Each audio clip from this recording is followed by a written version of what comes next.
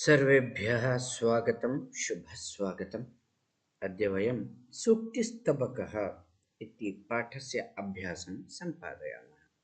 My dear students, welcome to online classes. Today, Suktistabaka, this lesson's exercises we will complete. Before that, we will recite all the shlokas.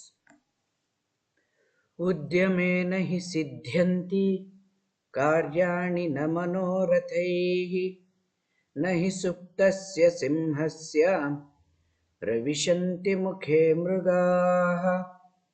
पुस्तके पठितः पाठः जीवनेनैव साधितः किं भवेत्तेन पाठेन जीवने यो न सार्थकः। प्रियवाक्यप्रदानेन सर्वे तुष्यन्ति जन्तवः तस्मात् प्रियं हि वक्तव्यं वचने का दरिद्रता। गच्छन् पिपीलको याति योजनानां शतान्यपि अगच्छन् वैनतेयोऽपि पदमेकं न गच्छति। काकः कृष्णः पिकः कृष्णः को भेदः पिककाकयोः वसन्तसमये प्राप्ते काकः काकः पिकः पिकः। उद्यमेन हि सिद्ध्यन्ति कार्याणि न मनोरथैः न हि सुप्तस्य सिंहस्य प्रविशन्ति मुखे मृगाः। पुस्तके पठितः पाठः जीवनेनैव साधितः किं भवेत्तेन पाठेन जीवने यो न सार्थकः।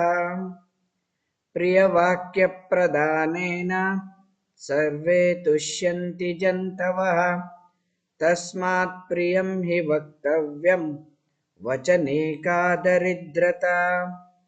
गच्छन् पिपीलको याति योजनानां शतान्यपि अगच्छन् वैनतेयोऽपि पदमेकं न गच्छति। काकः कृष्णः पिकः कृष्णः को भेदः पिककाकयोः वसन्तसमये प्राप्ते काकः काकः पिकः पिकः। Sarvan shlokan saswaram gayata. So we have sung all the shlokas. Let us do the second exercise. Shlokamshan yojayata. Please match these parts of the shloka. Tasmat priyam hi vaktavyam. Vachane ka daridrata. Gachan pipilako yati. योजनानां शतान्यपि प्रियवाक्यप्रदानेन सर्वे तुष्यन्ति जन्तवः किं भवेत् तेन पाठेन जीवने यो न सार्थकः। काकः कृष्णः पिकः कृष्णः को भेदः पिककाकयोः। Like this you have to add them. Third exercise. Prashnanam uttarani likata. Please write the answers for these questions. Prashna. Sarve jantavaha kena tushyanti. Sarve jantavaha kena tushyanti. By what all the animals feel happy? Uttaram. Sarve jantavaha प्रियवाक्यप्रदानेन तुष्यन्ति. सर्वे जन्तवः प्रियवाक्यप्रदानेन तुष्यन्ति. द्वितीयः प्रश्नः. पिककाकयोः भेदः कदा भवति? उत्तरं. When do you find the difference between crow and cuckoo? उत्तरं. पिककाकयोः भेदः वसन्तसमये भवति. During the spring you will find out. तृतीयः प्रश्नः. कः गच्छन् योजनानां शतान्यपि याति. Who by moving can reach the 100 miles? उत्तरं पिपीलकः. पिपीलकः गच्छन् योजनानां शतान्यपि याति. It is ant, an ant. घ अन्तिमः प्रश्नः. अस्माभिः किं वक्तव्यम्? What should we speak? उत्तरम् अस्माभिः प्रियं वक्तव्यम्. We should speak good words. अस्माभिः प्रियं वक्तव्यम्. चतुर्थः अभ्यासः. उचितकथनानां समक्षम् आम्, अनुचितकथनानां समक्षं न इति लिखत. If the statement is right, then write am. If the statement is wrong, then write na. काकः कृष्णः न भवति. Crow is not in black color. न. एतस्य उत्तरं न. अस्माभिः प्रियं वक्तव्यं. See, this is the answer of previous question. अस्माभिः प्रियं वक्तव्यं. We should speak good words. आम्. उत्तरम् आम्. वसन्तसमये पिककाकयोः भेदः भवति. This is also the answer of previous question. वसन्तसमये पिककाकयोः भेदः भवति. आम्. वैनतेयः पशुः अस्ति. Vainateya is an animal. No, वैनतेयः नाम गरुडः. It is पक्षी. न. वचने दरिद्रता न कर्तव्या. We should not show poverty in words. Yes. Shall we move to next exercise? मंजूषातः समानार्थकानि पदानि चित्वा लिखता. Synonyms. The words of same meanings. You should select it from the given box and write. First, let us discuss what are all these words and what is the meaning of this. Vachane, words. Vainateyah, eagle. Pustake, book. Udyamena, by hard work. Pikaha, cuckoo. Here let us see. Granthe. Grantha is also a book. Kokilaha, cuckoo. Garudaha, eagle. Parishramena, by hard work. Kathane, sayings. So, vachane ityasya samanarthaka padam kathane. Vachane, kathane. Vainateyaha, garudaha. Vainateyaha, garudaha bhavati. Pustake. Pustake, granthe. Pustake, granthe. उद्यमेन. उद्यमेन परिश्रमेण. उद्यमेन परिश्रमेण. पिकः. कोकिलः.